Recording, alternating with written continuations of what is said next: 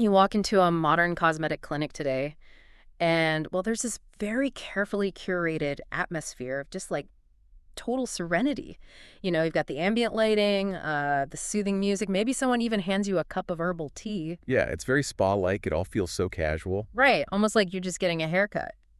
And that is exactly how treatments like PRP, platelet-rich plasma, and dermal fillers are frequently marketed to you. I mean, they're pitched as these simple lunchtime procedures. You go in, you get a quick poke, and you're back at your desk by 1 o'clock. Exactly, but underneath that perfectly lit surface-like, quite literally beneath the skin, is this hidden, incredibly complex biological minefield. And it's a minefield of, like, vascular networks. Oh, absolutely. Yeah. It is a dense, intertwined vascular highway, and navigating it requires a level of anatomical precision that is, frankly, surgical, even if, the procedure is happening in this relaxing setting with a diffuser running in the corner. Which brings us to the actual mission of our deep dive today.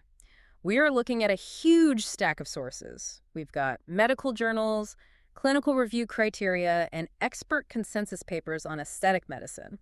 And we want to understand exactly how clinical experts safely navigate these really tricky submucosal vascular plexus networks. Yeah, it's all about how they prevent this rare, but, I mean, absolutely catastrophic event known as accidental intravascular injection, especially when we're dealing with PRP. Okay, let's unpack this because if you are considering one of these procedures or, if you just find the mechanics of medical biology fascinating, understanding what is actually happening under the surface is crucial. Right. And I think setting a baseline is essential right off the bat here. These procedures are incredibly safe when they're performed correctly by highly trained professionals. But to understand why the safety protocols actually matter so much, we have to look at the sheer complexity of facial anatomy. Because the face is like super highly vascularized, right? Yeah. Yeah, it's one of the most highly vascularized areas of the human body. The blood supply is redundant, it's constantly overlapping, which, is wonderful if you're trying to heal a cut on your cheek, but it creates a literal labyrinth for a needle. Wow. Okay. So if the face is a labyrinth, our sources are very clear on what happens if a clinician hits a dead end or, in this case, pierces a major vessel.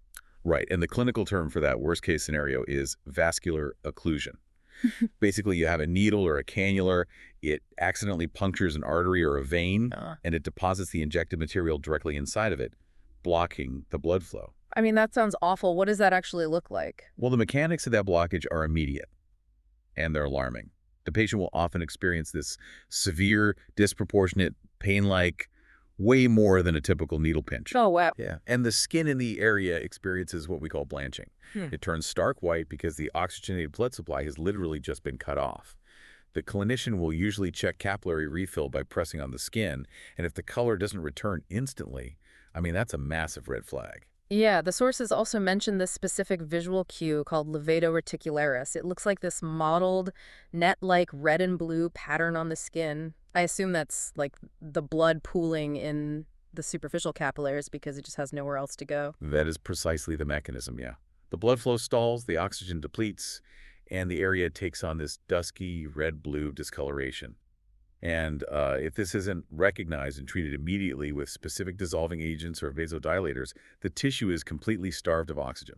And that leads to, what, tissue death? Exactly. It leads to tissue sloughing and necrosis, the actual death of the skin and the underlying tissue, which leaves permanent scarring. Which is terrifying on its own.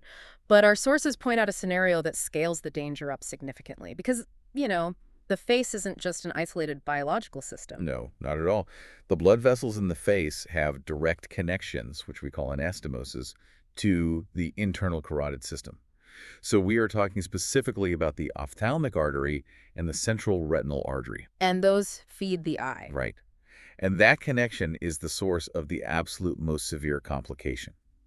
If a clinician accidentally injects material into certain facial arteries under high pressure, the material doesn't just, sit there in the cheek or the forehead. It travels. It can travel retrogradely, meaning it is forced backward against the normal flow of the patient's blood, right up into the ophthalmic artery. And the moment the clinician stops pushing the plunger and the pressure normalizes, well, the patient's own arterial pulse pushes that material forward directly into the central retinal artery. The result being instantaneous, permanent blindness. That is just wow. It is. And if the material travels even further back before the pressure normalizes, it can lodge in the cerebral circulation and actually cause a stroke. It's like dumping a load of quick-drying cement into a bustling one-way tunnel. Not only does the traffic stop right there, but the backup shuts down the entire city grid behind it, right? It pushes the cement into critical junctions that govern the whole city. That is a very accurate analogy, yes. Now, when we usually read about this phenomenon, it's almost always associated with thick, synthetic dermal fillers like hyaluronic acid. But our focus today is heavily on PRP, and PRP is 100% natural. I mean, it's derived from your own blood, spun down in a centrifuge to about 10% of the whole blood volume. Right. So it seems kind of counterintuitive that your own natural plasma could act like that quick-drying cement. Does this occlusion risk really apply to PRP? Oh, absolutely, yes. It's a very common misconception that natural equates to harmless in this context. Even though PRP is completely autologous, meaning, it comes from your own body, injecting it directly into a vessel is highly dangerous because of what PRP actually is. Because of the platelets. Exactly. Platelet-rich plasma is just packed with platelets that are primed by the centrifuge process to clot and release growth factors. So when a needle introduces this highly concentrated bolus of platelets directly into an artery, the physical trauma of the needle piercing the vessel wall creates shear stress. And that shear stress is the trigger. Platelets are literally designed by nature to detect that exact type of mechanical stress. When they do, they undergo this massive conformational change. They flatten out, they throw out these little tentacles, and they aggregate almost instantaneously. Oh, I see. So the body basically triggers a massive sudden clotting cascade. Yes. A PRP thrombus, or a blood clot, will block that vessel just as effectively as a synthetic filler. And it leads to the exact same catastrophic tissue infarction. Wow. So the stakes are incredibly high, regardless of the substance you're injecting. And since the consequences of hitting a vessel are so severe, it really shifts the focus to how clinicians map this minefield. Right, how they avoid it. Yeah. The consensus guidelines delineate these specific danger zones on the face. So we're looking at the glabella, which is the area between your eyebrows, the dorsal nasal area, the forehead, and the territory of the angular artery, which runs near the nose, and the medial canthus, the inner corner of the eye. Yeah. And those areas are classified as danger zones for a very specific anatomical reason. In places like the glabella, the supratrochlear arteries are what we call terminal branches. Parental branch. Meaning they have very minimal collateral blood supply. If you block one, there is no backup route for the blood to take to keep the skin alive. Furthermore, in these zones, the arteries often sit very superficial, like just beneath the skin. Making them incredibly easy to hit with a needle. It's extremely easy, yeah. Well, if the locations are known, one might assume clinicians just memorize a 2D anatomical map and simply avoid those coordinates. If everyone has the same basic anatomy, isn't it just a matter of memorizing the map? You would think so, but the sources suggest that the 2D map is essentially a rough guideline rather than a rulebook. The 2D distribution, where the vessels run left, right, up, and down, features massive individual variation. Really? So it's different for everyone? Completely. No two faces are wired exactly the same. The facial artery might branch a full centimeter higher on you than it does on me. It might bifurcate early, or honestly, it might not even exist on one side at all. Your body might rely on a completely different vessel to supply that area. That is wild. But the sources point out that the 3D depth of the vessels is much more consistent, right? Yes, depth is where we find consistency. Because the facial structure is divided into 5 distinct layers: skin, superficial fat, the SMAS or muscle layer, deep fat, and bone. And nature tends to hide the important pipes in the middle layers, mostly in layers 2, 3, and 4. Exactly. It keeps them protected from superficial scrapes, but keeps them above the hard bone. So knowing which structural floor of the building the pipes are actually on allows clinicians to bypass the danger safely. Oh, that makes sense. Yeah. For example, our sources detail the protocol for the forehead. To avoid those really risky supratrochlear and supraorbital arteries, injections must be placed in the deep supraperiosteal plane. Meaning the needle goes all the way down, resting directly on the bone itself. Right on the bone, deep beneath the muscle and the deep fat where those arteries typically live. Conversely, if you look at the temporal region, the superficial temporal artery and the middle temporal vein create this dense web in the middle fascia. So how do you avoid that? Well, to avoid them, clinicians must inject either deep periosteal, so again, deep on the bone, or extremely superficial, right under the skin in layer 1. They just completely bypass the middle layers where the vascular network is dense. Okay, moving from the sore head down to the lower face, this 3D spatial awareness applies heavily to the lips. The lips are one of the most notoriously tricky submucosal vascular plexus networks. Oh, without a doubt. The primary blood supply there is the labial artery, which runs horizontally through the upper and lower lips. And the traditional way of injecting the lips has always been to use a horizontal path, right? Entering from the side and pushing the instrument across the lip, parallel to the mouth. Yeah, the logic there was purely about product distribution. They were just trying to fill the entire horizontal space of the lip in one smooth motion. But anatomically, a horizontal injection path means the needle or cannula is traveling directly alongside the labial artery for a considerable distance. Right, which sounds incredibly risky. It is. The instrument spends maximum time in the exact same neighborhood as the artery, which vastly increases the statistical probability of a vessel strike. Here's where it gets really interesting. Our sources highlight a newer, highly advanced strategy called the vertical approach for submucosal lip injections, and it flips the entire geometry of the procedure to mitigate that risk. Yeah, the vertical approach is brilliant. It relies on crossing the danger zone rather than traveling with it. The clinician uses a midline entry point, often near the vermilion border, which is the outer edge of the lip, and they advance the instrument vertically, perpendicular to the horizontal labial artery. It's literally the difference between walking a tightrope right down the middle lane of a busy highway, hoping a car doesn't drift into you, versus just using a pedestrian bridge to cross perpendicularly over it. You get to the other side safely without lingering in traffic. That's exactly what it is. Yeah. But, it's not just about the angle. It's about the specific depth destination. The sources mention targeting the area below the wet-dry junction. The wet-dry junction. Yeah, it's a crucial visual landmark for clinicians. If you look at your lip, there is a distinct line where the dry, visible outer skin transitions into the moist mucosal lining inside your mouth. Oh, sure, I know what you mean. Right. Well, the labial artery generally sits deeper and higher up behind the muscle. By placing the product below that wet-dry junction directly into the submucosal plane, the clinician is depositing the PRP safely behind, or rather, safely in front of and below the artery. Wow. And beyond the immense safety benefits of just, avoiding the artery, this deep submucosal vertical placement actually provides a superior aesthetic result, doesn't it? It really does. Because placing filler or PRP too superficially in the lips is what causes that unnatural forward-projecting duck lip appearance, or those visible superficial lumps. Exactly. The deeper placement allows the natural tissue and muscle to just drape smoothly over the newly added volume. The structural integrity of the lip is maintained. But even with a perfect understanding of these 3D layers and using smart geometry like the vertical approach, clinicians obviously don't rely on spatial awareness alone. I mean, the submucosal plexus is just too intricate. Way too intricate. This requires a specific toolkit of techniques and technologies to guarantee they don't breach the network. And the foundational tactic mentioned across all our sources, regardless of the tool being used, is the golden rule of fluid dynamics and injecting. Low and slow. Low and slow, yes. Clinicians must use very low extrusion pressure and inject microboluses of product. We're talking less than 0.1 cc at a time. Wow, that is tiny. It has to be. Injecting a large volume quickly under high pressure can physically force the product into a vessel, or it can compress the surrounding vessels so hard that it actually causes a secondary occlusion just from the outside pressure. So the pressure dynamics are critical. Absolutely.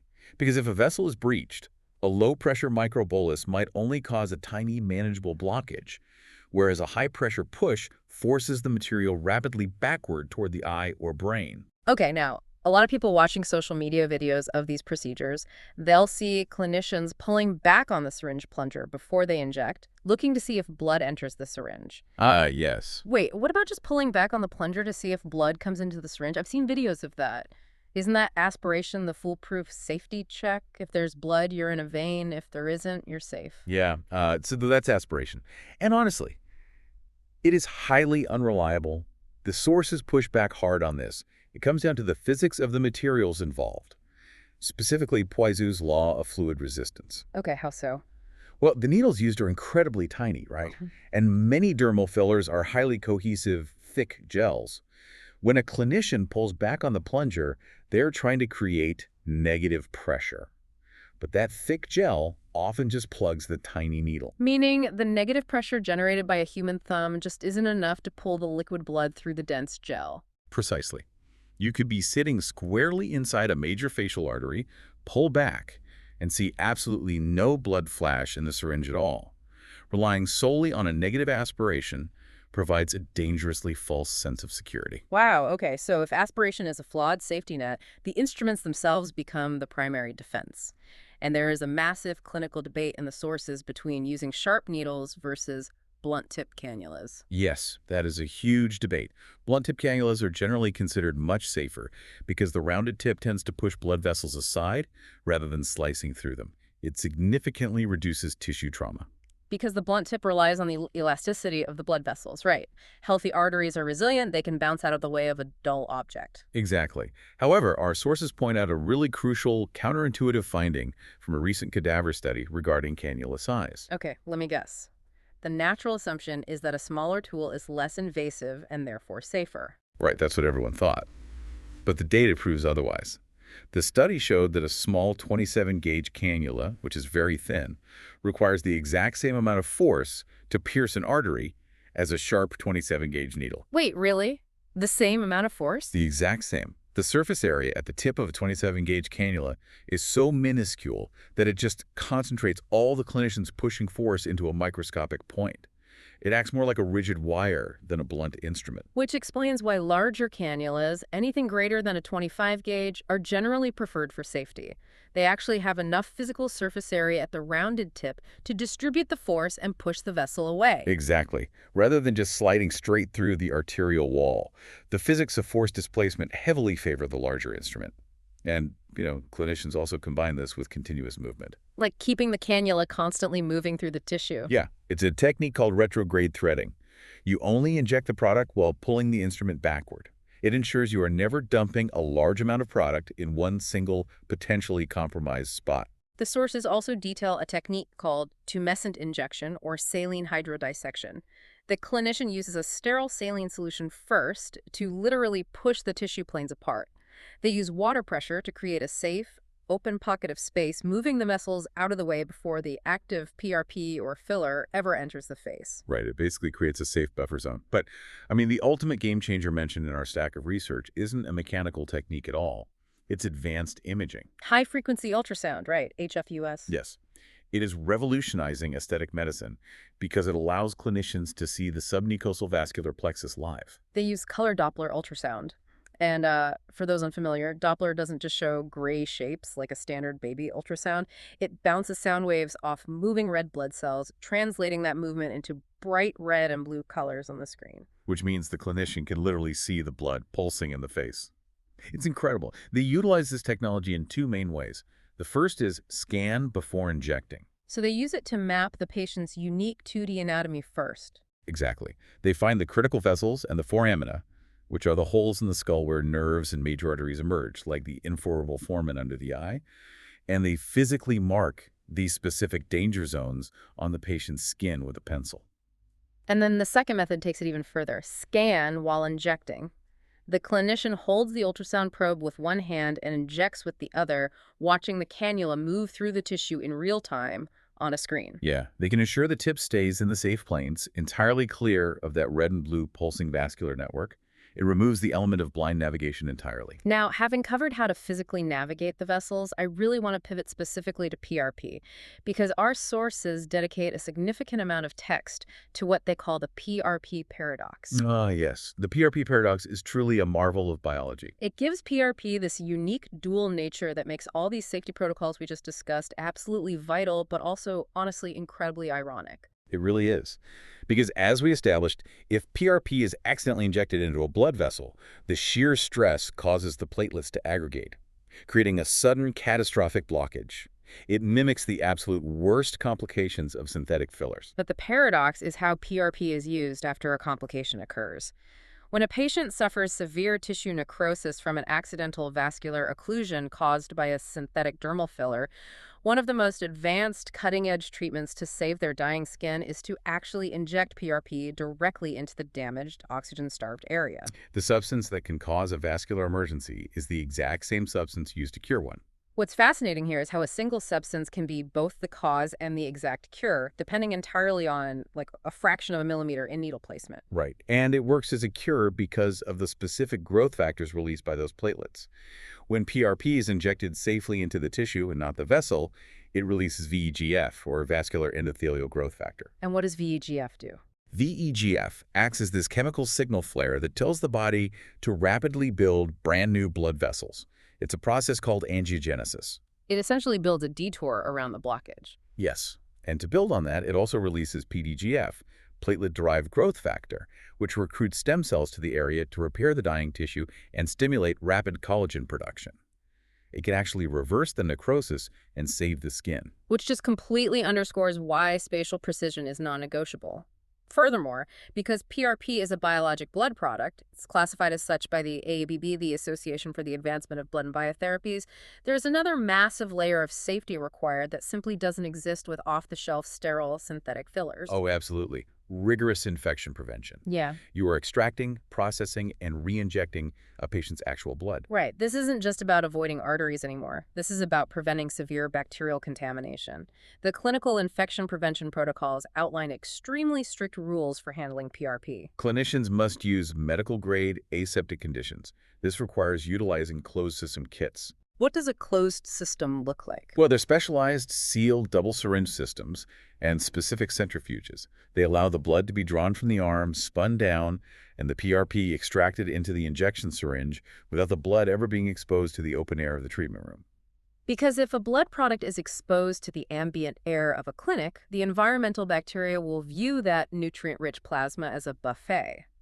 Our sources specifically warn against pathogens like Klebsiella or Pseudomonas. Yeah, and if those bacteria contaminate the PRP and are then injected deep into the sub-mucosal layers of the face, they can form biofilms. Biofilms are notoriously hard to treat, right? Very. They are fortified bacterial colonies that are extremely difficult to treat with standard antibiotics, and they lead to devastating facial infections. So the environmental control must be absolute. The centrifuge ideally needs to be in the exact same room as the patient. To avoid, like, transit errors or specimen mix-ups. Exactly, or even just the physical dropping of the blood tubes during transport down a hallway. And this strict aseptic requirement extends to the imaging technology as well.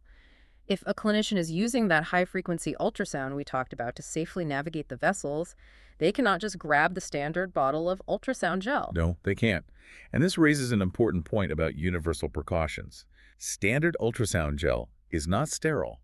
It is meant for intact skin on the outside of the body. Oh, right, because they're piercing the skin. Exactly. Because the clinician is piercing the skin with a needle and introducing a blood product, they must use sterile, single-use packets of ultrasound gel.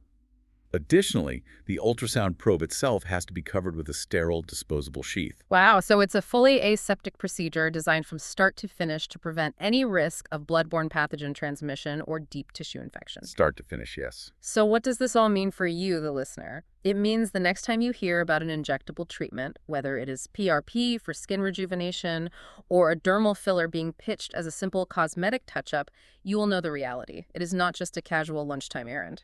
Not at all. It is a highly skilled exercise in 3D structural topography, fluid dynamics, and cutting-edge medical imaging technology.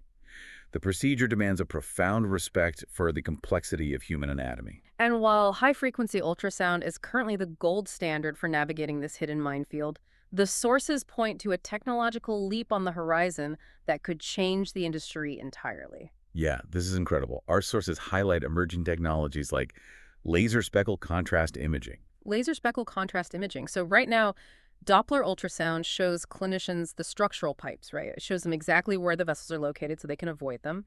How is this new tech different? Well, laser speckle contrast imaging goes a step further by monitoring the actual real-time blood perfusion in the skin during the procedure.